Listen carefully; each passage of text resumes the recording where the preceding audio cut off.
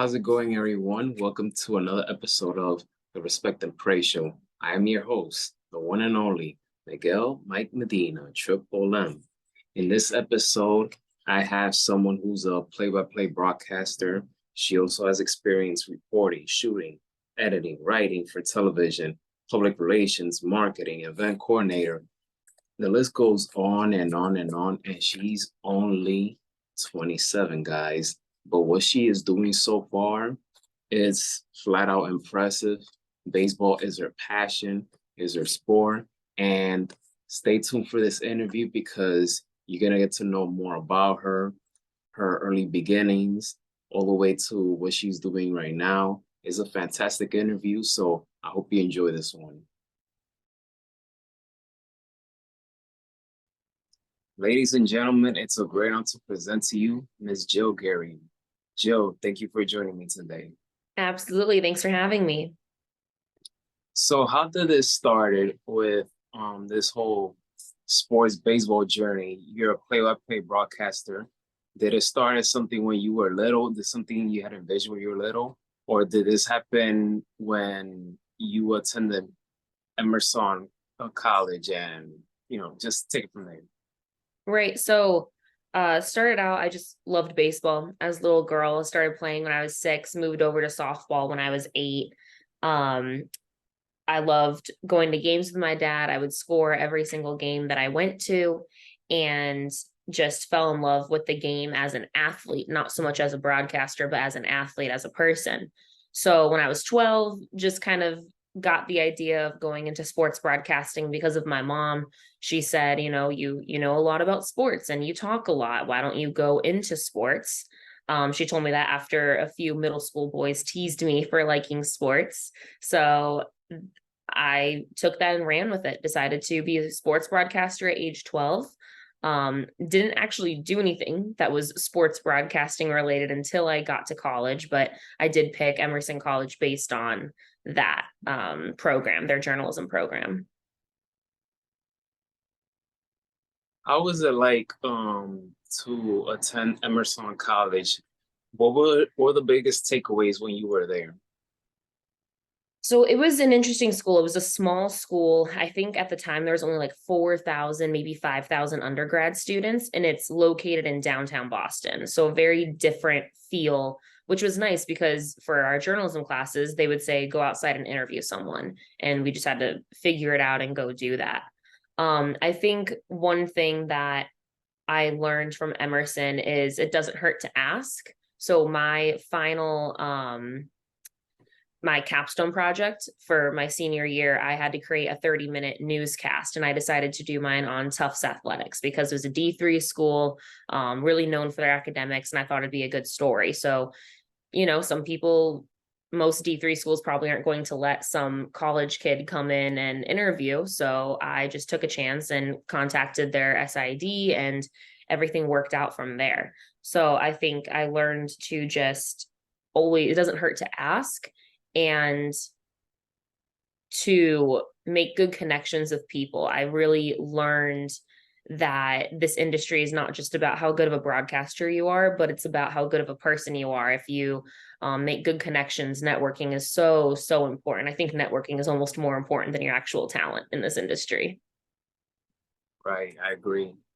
So I have two questions. Number one, who was your favorite team growing up? And number two, which broadcaster, male or female, that you were always a fan of? And I won't say try to emulate, but you always wanted to look forward to seeing them on TV or listen So to them on radio.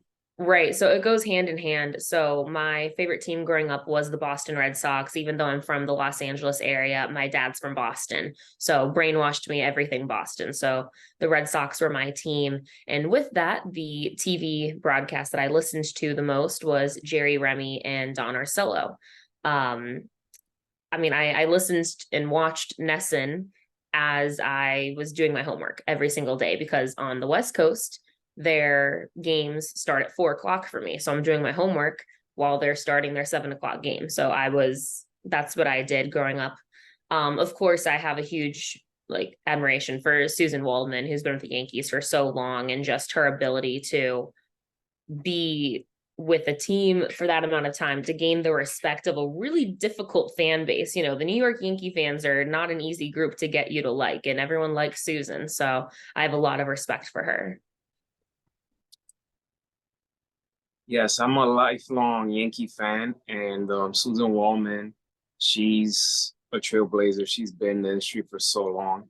I love the duel between her and John Sterling on radio. So I'm glad that you mentioned her because I feel that outside of New York, not too many people be too familiar, especially this generation who Susan Waldman is. But yeah, she has been in the game for so long. Yeah. So you are currently a doing play-by-play broadcasting for Visalia Rawhide, which is single A affiliate for the Arizona Diamondbacks. Which, by the way, congratulations to the Arizona Thank you. Diamondbacks. Go Yep, D-backs, they got baby. this.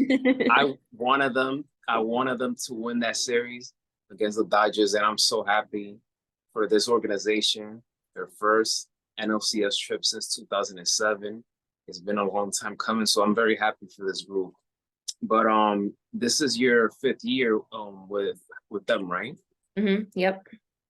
Tell us how's it been throughout this 5-year journey, doing play-by-play broadcasting for the single A team.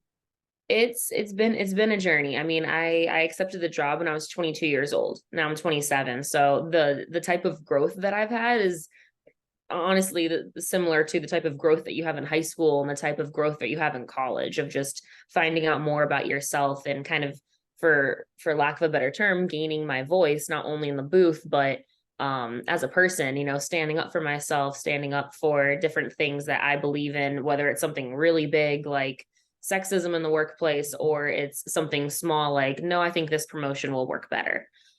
Just being able to gain my confidence has been really important. But in terms of broadcasting, it's really changed. I mean, my role with the Rawhide has gone up and down so many different ways. So my first year, 22, had no idea what I was doing, just trying to figure it out. I was in charge of media relations and broadcasting. I did not travel with the team. However, I would go and drive to wherever they were on the weekend and put myself up in a hotel on my own dime. That was just something that I cared about doing because I felt like I was missing some really big stories by not going on the road. Then we had the pandemic year. And then 2021, we didn't think we were going to have fans because California had really strict COVID-19 policies. We thought, okay, maybe we'll have 30% for the entire season. So they said, Jill, we want you to come on, broadcast, travel, media relations, and also handle marketing, which we thought would not be a very big role because we weren't going to be able to have people in the stands. Well, come to find out, by June, we were going to have full capacity. And that's when I just started to drown, where I'm the director of marketing plus play by play plus travel. So that did not work for me, where we had like a heart to heart with my GMs for the 2022 season, where I was just going to be focusing on media relations and broadcasting and assisting with social media and marketing as I could, in a little bit of community. Okay, I still ended up putting more effort into marketing than I was the broadcast, because that's just where things go in single A, where your money doesn't come in from the broadcast, your money comes in from marketing. So I was putting more and more effort into that. This last year, I was supposed to only do broadcasting and media relations, but a month in, they asked if I could take over social media again, which was fine. And I ended up having a decent balance. But again, it was just something where at the minor league level, you are not only focusing on broadcasting. It does not matter who you are, how many years you've been there, you are always helping out in other ways. Where at my end of year meeting, they called me the utility player for the front office, which is true. I've helped in everything except merchandise at this point. I've done sales, ticket sales, bartending, community relations, social media, marketing, broadcasting, and media relations. Yeah, and that's something that I looked into when I read your bio. It's always great to be versatile and have all those things on your resume, because it's just good to branch out. and learning different things and all aspects in the sports world. But speaking about marketing, what advice would you give for someone who wants to dive in more into sports marketing? Um, Ask questions, because every team is so different. Where Visalia is it's not, I don't want to say it's a super small market because we're really close to Fresno, but we don't really get the Fresno media that comes in. So our marketing is just for Tulare County, Kings County, where we're not really doing big TV ads or radio ads or even print ads. The majority of our marketing is social media, um, buying ads on social media, and then word of mouth. That's honestly the biggest thing for us because we're a little bit of a smaller team, smaller area. Obviously, it's changes so much as you get higher in the markets where the team is at. So I really just recommend asking as many questions whenever you get an internship. Just absorb as much information as you can, because even if you work in Visalia and then all of a sudden you're working for some company in New York, you are still going to be able to take some things from the smaller market and use them in the bigger market. So I really recommend like hands-on is really the way to go. If you can get an internship, get an apprenticeship, something like that, that's where you learn everything. Yeah, obviously go to school. If you can get your diploma, that's great. But you get the basics from school, but you're able to finally apply them in internships and see them in real life. As a broadcaster, from the top of your head, the best call that you've done so far and the call that you said to yourself, man, I could have done better? Best call was probably the 2019 Rawhide Walk-Off Championship call. It was the first championship in 41 years for the Rawhide. The cowbells, we gave away 1,000 cowbells to our fans, and they kind of ruined the call a little bit. The crowd mic was pretty hot, but I'm proud of that call, especially only being 22. I'm very proud of that one. I think my home run call in my MLB debut, I had 2 home runs. And I think my second one, I did a really good job of building the anticipation, but didn't like lay out at the end to really emphasize it. It was a Christian Walker home run. Um, it was fine, it wasn't like I got ridiculed on Twitter or something for it where it was really bad, but that was something where, this is your MLB debut, like really, really go out and have a little bit of a better home run call. And speaking of MLB, I know that you're doing freelancing for them for the Mhm. past 2 years now. Come to think of it, 2021 is a big year for you because you landed 2 freelancing play-by-play broadcasting jobs. But for MLB, if there's ever one team that you would like to do a play-by-play consistently outside of the Boston Red Sox, who would it be? It's the D-backs. Honestly, it's a toss-up between the D-backs and the Red Sox for me because obviously the Red Sox were the team that I rooted for growing up, and they're historic, and being able to work at Fenway Park is a dream come true. I've been with the Diamondbacks for 5 years. I mean, Geraldo Perdomo, who hit a home run yesterday, he hit the first home run of those 4 in 1 inning. He was my first minor league guy to make his MLB debut. So he holds a special place in my heart forever, where I've seen these guys grow up. I mean, I want to say 25% of the team has come through Visalia, and I know at least 10 guys on the 40 man who I've broadcasted their games before. And then you keep going down the rest of the minor leagues, Reno Aces, the Amarillo Sod Poodles, some like over 80% of the Amarillo Sod Poodles, who is the AA team for the D-backs, have been mentioned in my broadcast. I've broadcasted their games before in Visalia. So being able to be with the D-backs would be amazing because I already know the guys. I know their history. I know how they play. I've seen them grow up, I mean, I had Perdomo when he was 19. Nice. That's quite a journey and story that you share with us right there. But yeah, 4 home runs in 1 inning.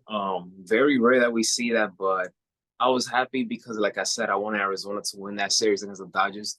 I'm tired of seeing the Dodgers. I wanted to see someone new winning, so I'm glad that Arizona fulfilled that. And I'm looking forward to that NLCS, whether it's Atlanta or Philly, which is looking more Philly than Atlanta at this moment. But Jill, to end this, let's play a little game, which I'll be asking you a question. You just gotta pick one over the other. So, are you ready? I'm ready. Let's do it. All right. Which Red Sox team had the better title run, 2013 or 2018? 18. 18. I had to well, I worked for them in 2018. I just think they were so good at just annihilating everyone. It felt like, like you just always thought, nope, they're gonna win. Like you knew from the beginning of the season that they were a really good team and had a chance at the World Series. Okay.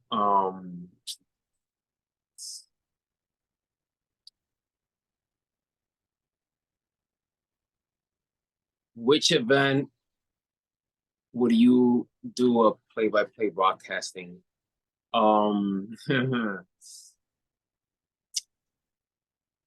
Game 7 of the World Series or a Super Bowl? World Series, hands down. Baseball is my sport. All right. Loyalty or respect? Respect. Sales or marketing? Marketing.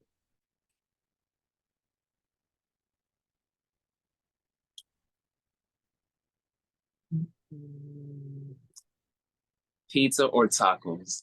Pizza, hands down. Pizza. All right.